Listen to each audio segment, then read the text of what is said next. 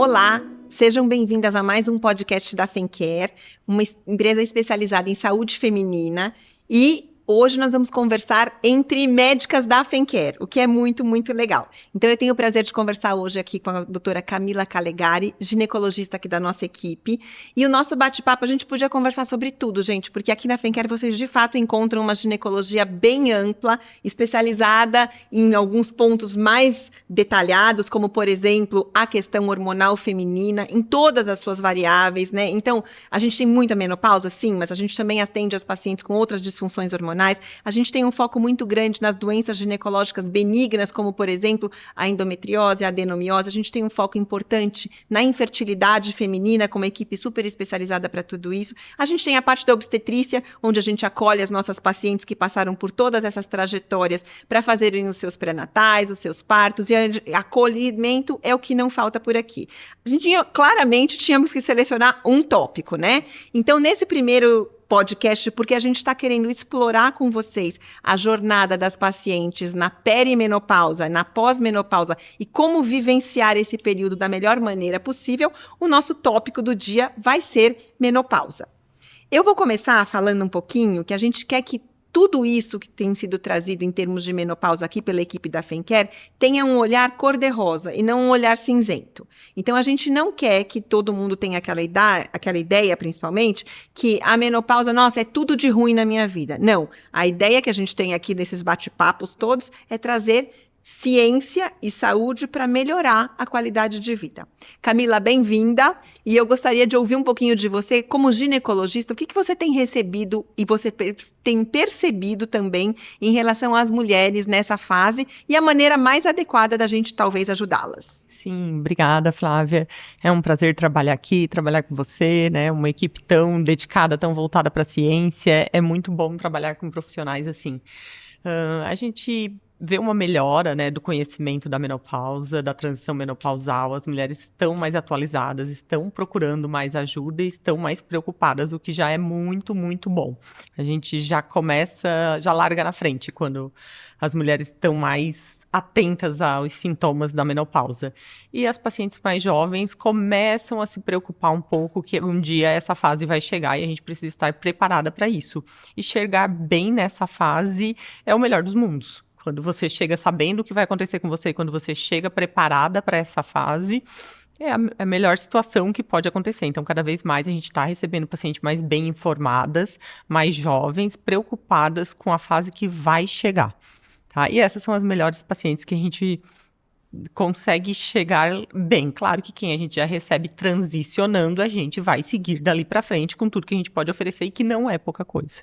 Não, é muita coisa, mas essa acho que é a beleza da nossa especialidade, né? Então, a ginecologia é a especialidade que acompanha a mulher desde o minuto em que ela se tornou mulher. Então, existe uma fase onde o pediatra ainda estava cuidando e ali em torno da adolescência é natural que ele fale, olha, a partir de agora seria melhor que você também tivesse um acompanhamento ginecológico. Então, é ali que a gente começa, na grande maioria das vezes, né? E a gente passa por todas as fases da vida feminina e não tem alta do ginecologista. Então, tem gente que pergunta, até quando eu preciso ir no ginecologista? A vida inteira. Porque nós vamos estar lá, se você estiver bem, fazendo aquele check-up anual, pelo menos uma vez por ano, para continuar tão bem quanto você sempre esteve. Nós vamos estar lá se você começar a apresentar algum tipo de problema. Então, esse problema de uma ordem normalmente física, mas também, porque não emocional, que às vezes pode ter, grande parte das vezes, a pessoa tem a dúvida, não, será que esse sintoma emocional que eu estou sentindo pode ter uma base hormonal, por exemplo? E ela vem em busca dessa ajuda, e na ginecologia você encontra isso. E também para as situações onde a paciente não está bem e não sabe muito bem por onde começar a investigar, grande parte das vezes o ginecologista, que é considerado também o clínico da mulher, vai ser aquela porta de entrada para falar, olha, você vai começar a investigar por aqui. Às vezes ele mesmo já começando uma investigação inicial, ou pelo menos direcionando aonde essa mulher deveria ser atendida. E com tudo isso, claro, se a gente tem a oportunidade de fazer essa jornada com a mulher, também é importante passar a informação e preparar essa mulher para todas essas fases. Então, Camila, no seu ponto de vista, uma mulher que está fazendo com a gente essa jornada toda, então ela já passou da adolescência, passou pela fase da maternidade, já está ali na casa mais ou menos dos 40 a 45 anos, na dependência da sua genética, do seu estilo de vida, do peso com o qual ela chegou nessa fase toda, e ela começa a achar que ela possa estar entrando nesse período, que muitas das nossas pacientes chegam para isso, né? Eu vim porque eu quero saber se eu já estou chegando nisso. Quem é essa paciente? O que ela tem que prestar atenção? Ela tem que prestar atenção principalmente nos sintomas. A nossa conversa, a nossa anamnese, aquela 1 hora na sala do consultório vai ser primordial para a gente chegar a alguma conclusão disso, que é o mais importante nesse início. Muitas vezes, exames não nos trazem essa resposta, né? No iniciozinho da transição, a gente não tem essa resposta através de exames. É difícil. Algum outro detalhezinho do exame pode ajudar a gente, mas na grande maioria das vezes não tem algo muito marcado no exame. Ela vai ter algumas alterações de ciclo menstrual que podem ficar um pouquinho mais curtinhos do que o habitual, tá? O início a gente não espera falhas de menstruação, nem aqueles ciclos longos. Pode ter um ciclo que dá uma encurtadinha, uma TPM que parece que piorou, parece que ela está mais longa, durando mais intensa. Esses podem ser sintomas bem iniciais da transição menopausal. E o que traz isso também não é marcado todos os meses. O que traz isso é mais a oscilação do que a falta de hormônio propriamente dito, né? Então a gente vai, nesse início, precisar trabalhar mais com a oscilação hormonal do que a falta do hormônio. E é o que confunde também, às vezes, algumas pacientes, porque elas chegam pensando, nossa, eu acho que eu preciso repor os meus hormônios. E, na verdade, às vezes, nesse momento não é reposição, é combater um pouco a oscilação da fase inicial. Exatamente, porque a gente fala que o exame laboratorial, ele é uma fotografia daquele minuto em que você estava com o braço esticado no laboratório. Mas essa fase, como a Camila falou perfeitamente, é uma fase onde a gente tem picos e vales diferentes durante o dia, durante o mês e, claramente, durante todos os meses do ano. Consequentemente, você ter uma fotografia não significativamente seria ou traduziria exatamente tudo que está acontecendo com você. Então, você pode ter pego só um momento daquele momento. Então, se naquele momento a sua dosagem hormonal estava meio baixa, não quer dizer que em outros tantos momentos ela não pudesse estar, inclusive, super alta. Talvez você tenha só pego o vale. Ou, o contrário, se você pegou num pico hormonal que essa mulher tenha feito por qualquer questão, os seus hormônios estão ótimos, na verdade, você está até com mais hormônios do que você deveria. Não quer dizer que esse seja o comportamento durante todo o resto do período. Então, isso é muito importante entender a fisiologia desse processo. E o que você disse, Camila, é perfeito, porque é exatamente o que eu tento explicar para as pacientes também. Grande parte das vezes, esse processo, ele passa por uma linha, e essa linha começa com a intensificação dos sintomas da TPM, daquela tensão pré-menstrual. Por que acontece isso? Porque o nosso organismo fica mais sensível a essas oscilações, esses picos, esses vales hormonais, tanto do ponto de vista do cérebro, então é aquela mulher que de fato vai ficar muito mais emotiva, muito mais sensível, muito mais... Ela fala, mas eu não reagi assim. Antes, para mim, a menstruação era um evento e tudo bem. Talvez uma coliquinha e acabou. E agora não. Na semana anterior eu me sinto transtornada, eu choro, eu brigo com a família inteira. Então, porque o cérebro está mais sensível por esses picos e vales. A mama, dói muito mais, me incomoda muito mais, a mama muda de tamanho, uma série de questões. E o físico em geral, a mulher pode se sentir super bem ou super mal na semana anterior. Então, essa intensificação da TPM é o primeiro pedaço. Na sequência, ela vai de fato entrar na transição, na perimenopausa, onde a gente já pode ter alguns sintomas de menopausa mesmo, ondas de calor, secura vaginal, suor noturno, distúrbio de sono, alterações cognitivas, mas essa mulher ainda está menstruando e essa menstruação pode estar um pouco mais curta, às vezes ela vai menstruar 2 vezes por mês, às vezes o ciclo já vai estar mais intenso, com mais volume, uma série de questões, e depois isso tudo começa a ter a falha menstrual e a intensificação desses sintomas do climatério, e aí sim ela entra nessa fase da menopausa, lembrando que menopausa é a última menstruação, e a partir dali é a pós-menopausa, que vai durar aí, de acordo com a mulher, 5, 10, 15 ou mais anos, e é ali que a gente interfere bastante também.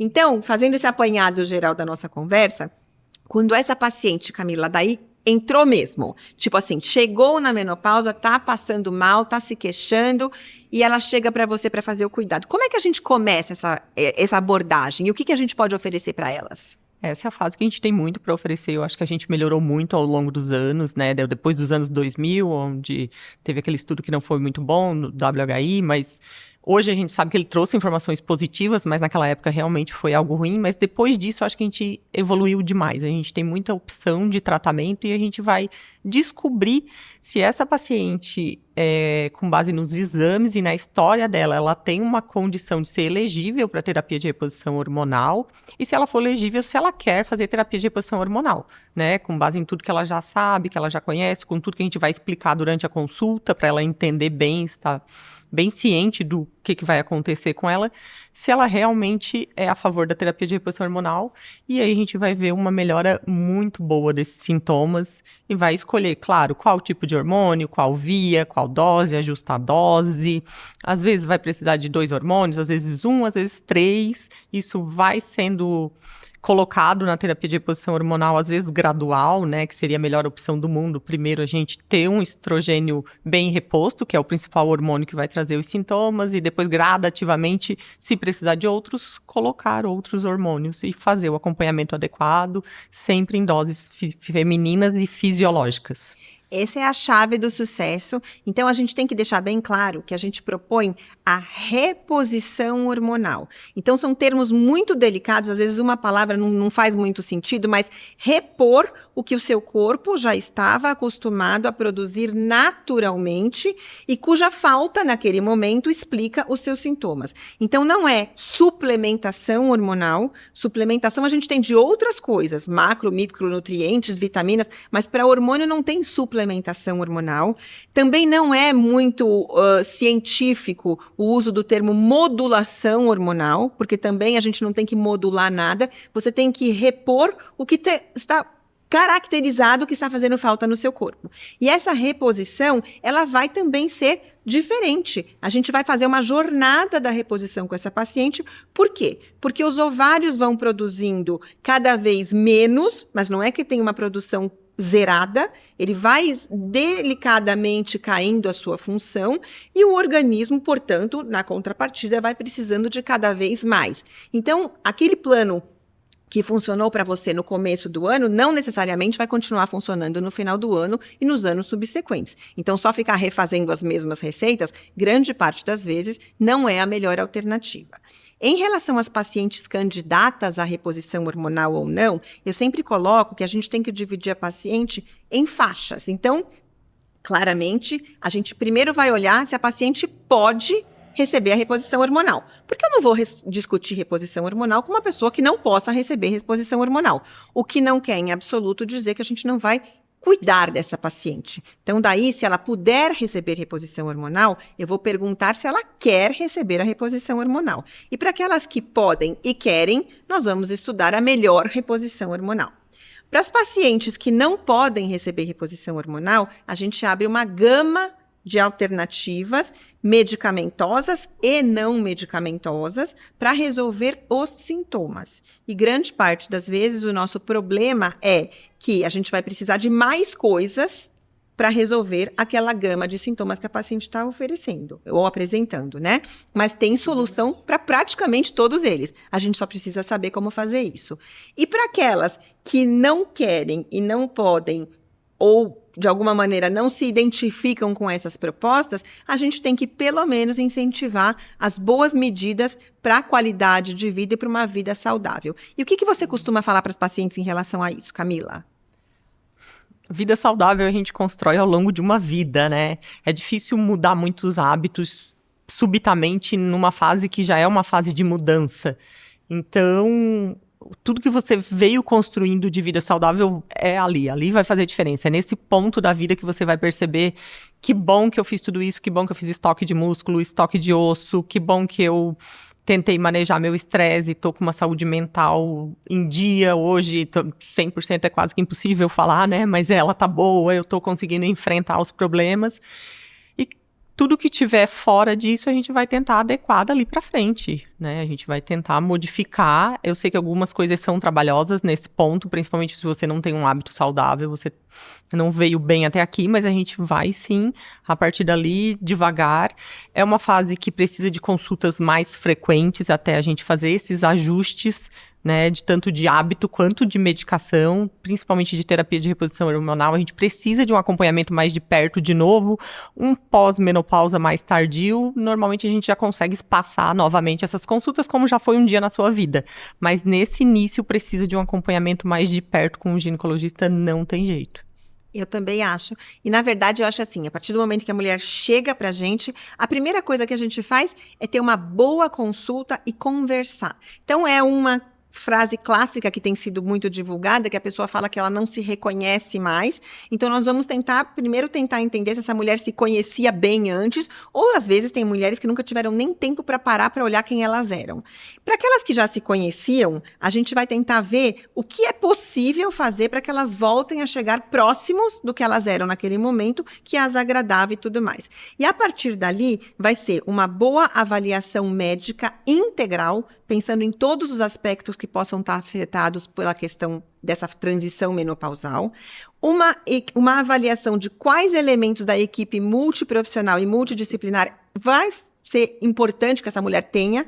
Então, assim, para quem eu vou mandar para ter eventualmente cuidar da saúde mental, para quem eu vou mandar em termos de uma eventual fisioterapia, uma psicoterapia, como é que está a questão sexual dessa paciente, se ela precisa de uma outra abordagem, a parte nutricional, a parte de exercícios físicos e atividade física que ela possa estar trazendo. Então, tudo isso vai fazer parte e é nessa consulta super completa que a gente oferece para a paciente logo no começo.